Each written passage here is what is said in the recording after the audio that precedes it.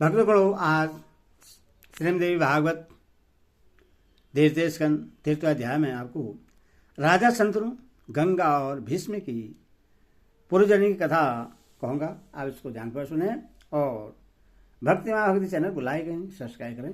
भक्तगणों, कथा पूरी सुनिए, जिससे भक्ति माँ आपका कल्याण करेगी। सुनिए।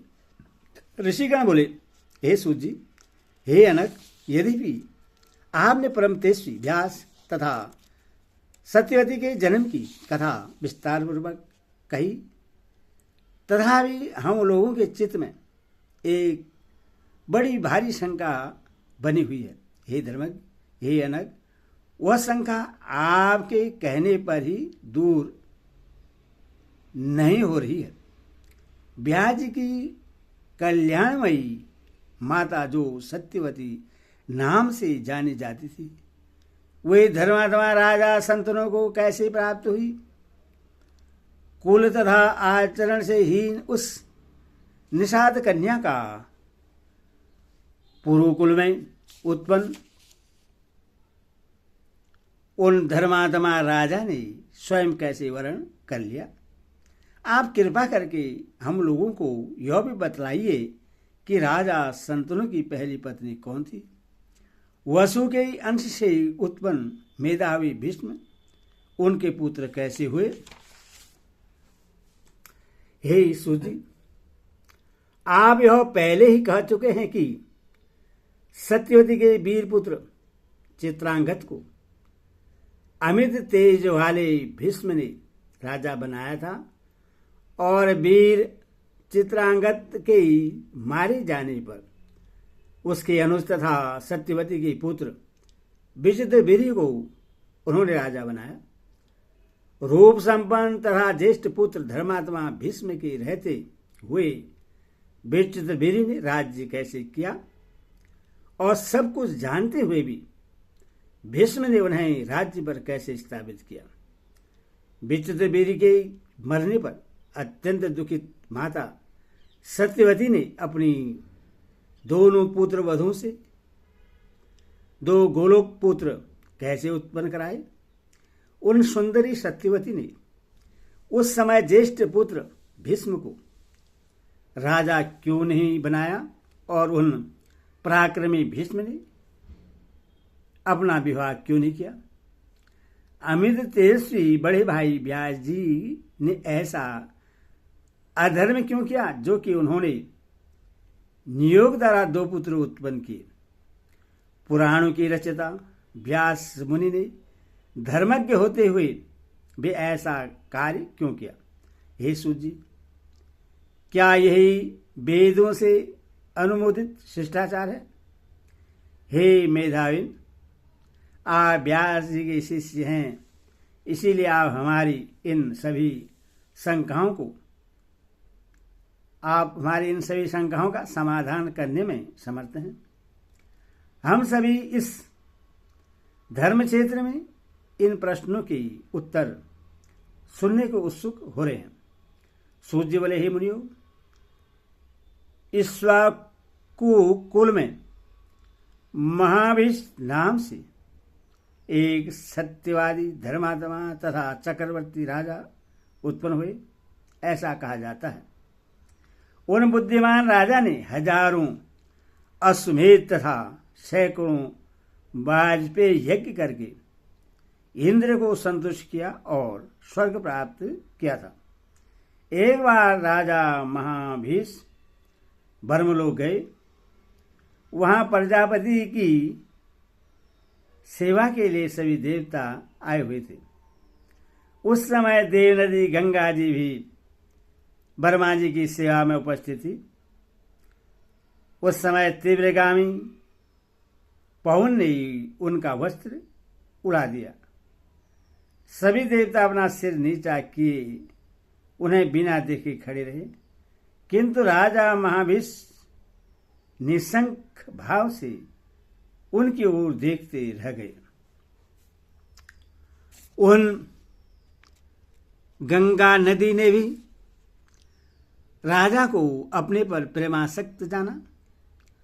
उन दोनों को इस प्रकार मुक्त देखकर ब्रह्मा जी क्रोधित हो गए और कोपाविष्ट होकर शीघ्र ही उन दोनों को सांप दे दिया। हे राजन, मनुष्य लोक में तुम्हारा जन्म होगा। वहां जब तुम अधिक पुण्य एकत्रित कर लोगे तब पुनः स्वर्ग लोक में आओगे। गंगा को महाविष राजा पर प्रेमासक्त जानकर ब्रह्मा जी ने उन्हें गंगा को भी उसी प्रकार सांप दे दिया। इस प्रकार वे दोनों दुखी मन से ब्रह्मा जी के पास से शीघ्र ही चले गए। राजा अपने मन में सोचने लगे कि इस मृत्युलोक में कौन ऐसे राजा हैं जो धर्मपरायण हैं।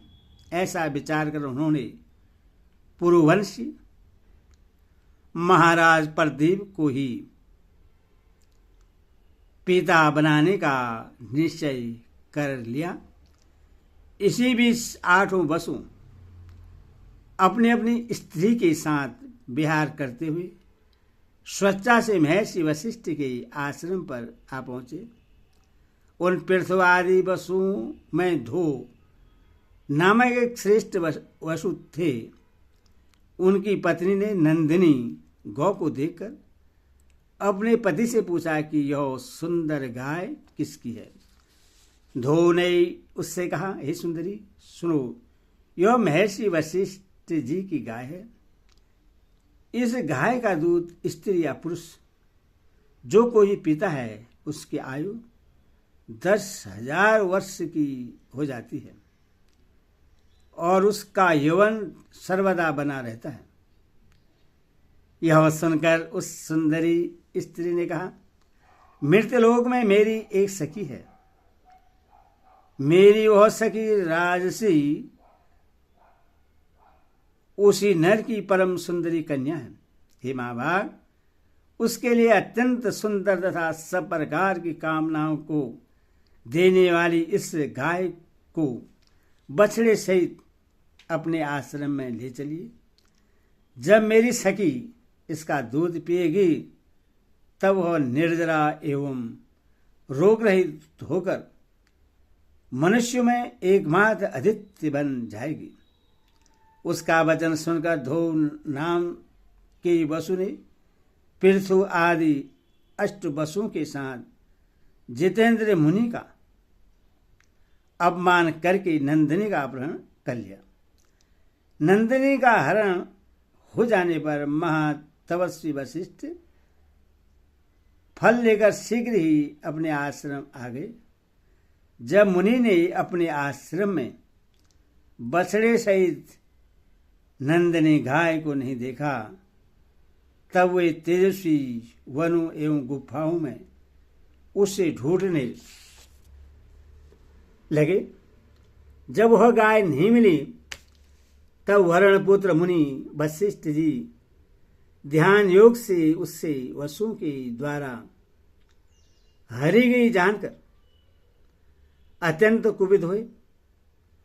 वसु ने मेरी अवमानना करके मेरी गौ चुरा ली है।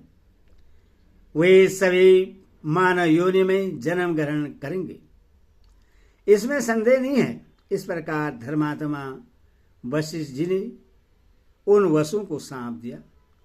यह सुनकर वे सभी वसु खिन्न मनसक और दुखित हो गए और वहां से चल दिए।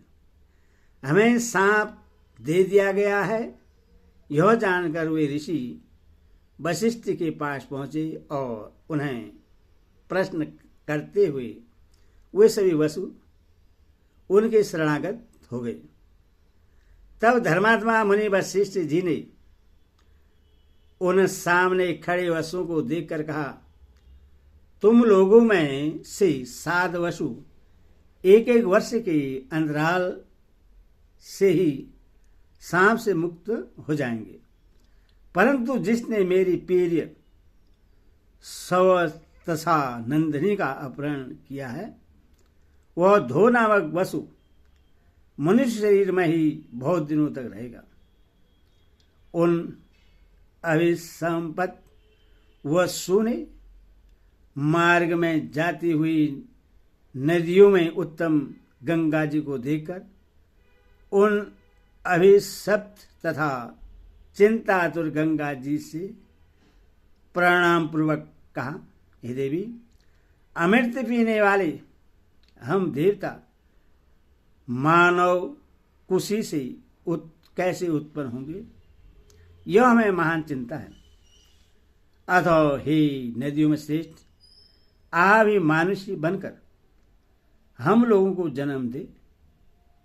पृथ्वी पर संतनु नामक एक राजसी हैं, हे अनग, आप उन्हीं की भार्या बन जाएं। और हे सुरापगे, हमें कर्मशः जन्म लेने पर आप जल में छोड़ती जाएं। आपके ऐसा करने से हम लोग भी सांप से मुक्त हो जाएंगे, इसमें संदेह नहीं है।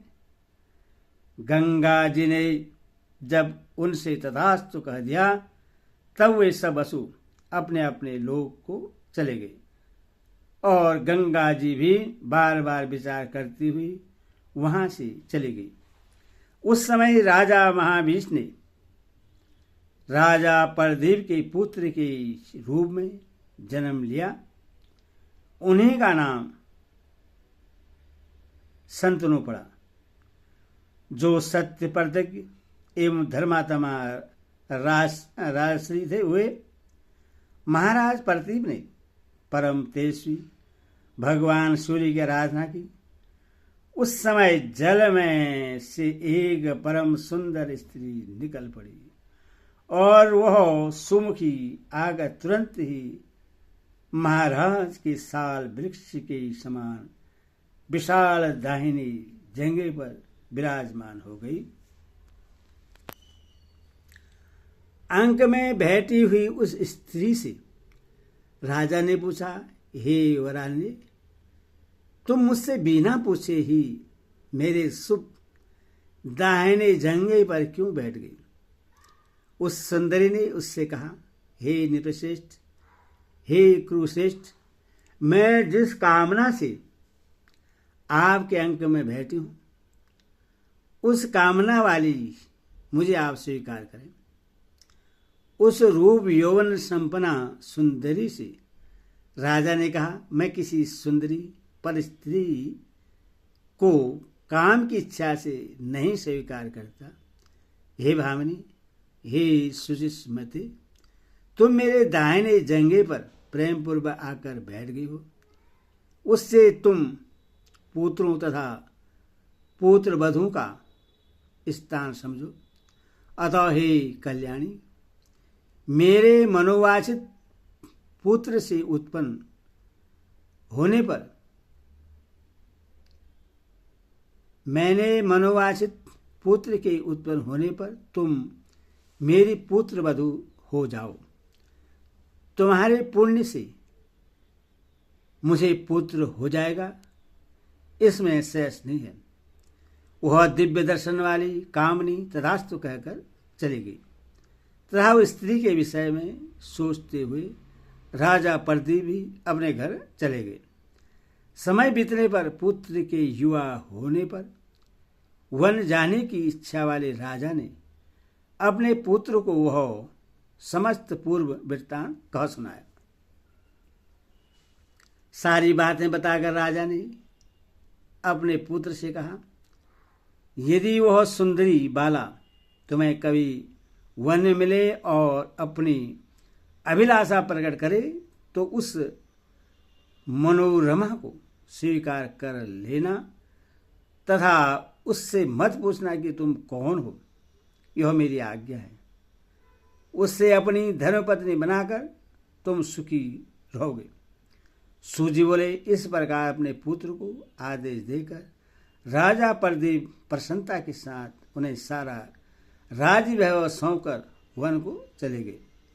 वहां जाकर वे तप करके तथा आदिशक्ति भगवती जगदम्बिका का की आराधना करके अपने तेज से शरीर छोड़कर स्वर्ग चले गए। महातेजस्वी राजा शंतनु ने सार्वभौम राज्य प्राप्त किया और वे धर्म पूर्वक प्रजा का पालन करने लगे। एते देवी भागवत महापुराणे षष्ठौ दश सहस्राण सहितानां दीर्घ स्कंदे